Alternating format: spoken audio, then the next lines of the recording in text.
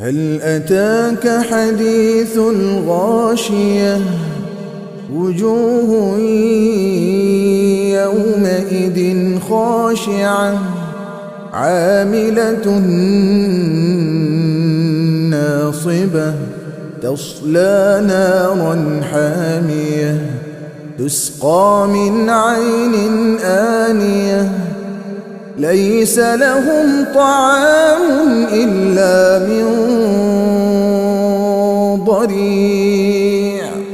لا يسمن ولا يغني من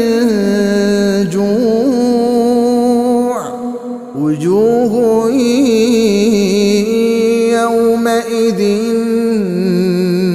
ناعمة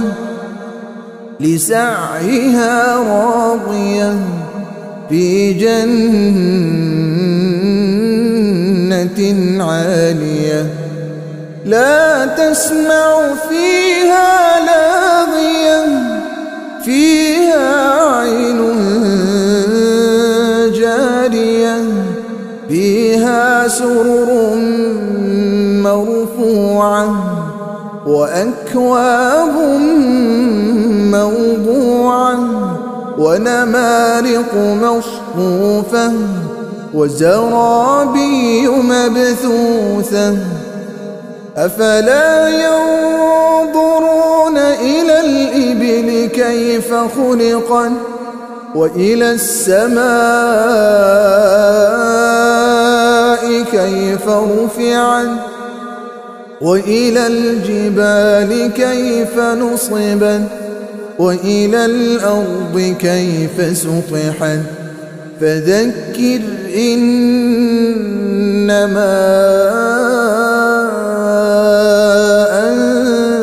أنت مذكر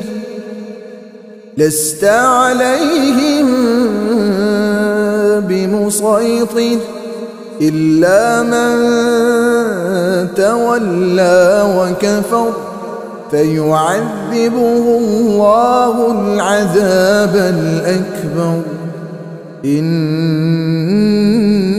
إلينا